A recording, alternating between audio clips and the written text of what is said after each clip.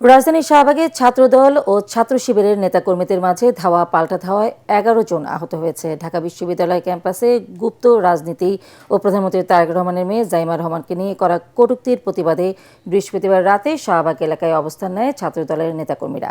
এক পর্যায়ে ডাকসুর নেতৃবৃন্দসহ ছাত্র শিবিরের কর্মীরা ঘটনাস্থলে গেলে দুই পক্ষের মধ্যে ধাওয়া পাল্টা দেওয়া হয়। পরে ছাত্রদল ও শিবিরের শীর্ষ নেতাদের হস্তক্ষেপে পরিস্থিতি নিয়ন্ত্রণে আসে। আরও জানাচ্ছেন তহিদুর রহমান নিশান।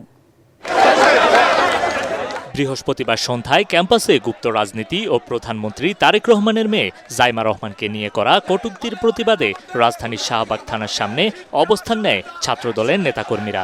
পরে ডাকসু নেতা মোসাদ্দিক এবং এবি জুবায়েরের নেতৃত্বে ছাত্র শিবিরের কর্মীরা ঘটনাস্থলে গেলে দুই পক্ষের মধ্যে ধাওয়া পাল্টা ধাওয়ার সৃষ্টি হয়। এ সময় পরিস্থিতি উত্তপ্ত হয়ে ওঠে।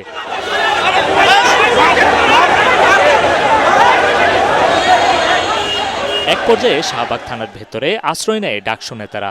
এ সময় থানার ভেতরে ডাকসু নেতাদের উপর হামলার অভিযোগ ওঠে। সেখানে আটকা পড়েন বেশ কয়েকজন।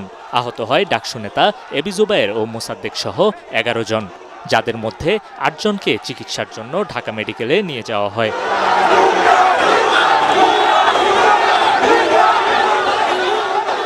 এ ঘটনায় ঢাকা বিশ্ববিদ্যালয় ক্যাম্পাসে উত্তেজনা দেখা দেয়। পরিস্থিতি নিয়ন্ত্রণে শাহবাগ থানার সামনে অবস্থান নেয় আইনশৃঙ্খলা রক্ষাকারী বাহিনী।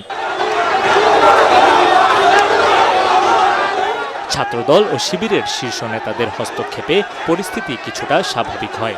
ঘটনার তাৎক্ষণিক প্রতিক্রিয়ায় বিক্ষোভ মিছিল করে ছাত্রদল ও শিবিরের নেতাকর্মীরা। এ ঘটনায় নিন্দা জানায় শিবির ও ডাকসু নেতারা। যারা সন্ত্রাসের পথ বেছে নিয়েছে, আমরা হুঁশিয়ার করছি, এই সন্ত্রাসের রাজত্ব বাংলাদেশে কায়েম হবে না।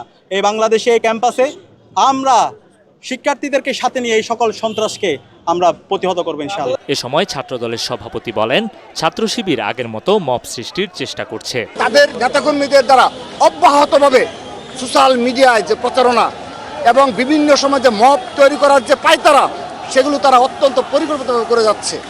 আমরা নিন্দা জানাচ্ছি, আমরা দুঃখ প্রকাশ করছি। দয়া করে আপনারা এই রাজনীতি থেকে বের হয়ে আসুন।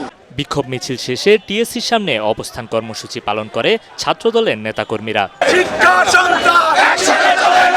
তৌহিদুর রহমান নিশান, এটিএন বাংলা, ঢাকা।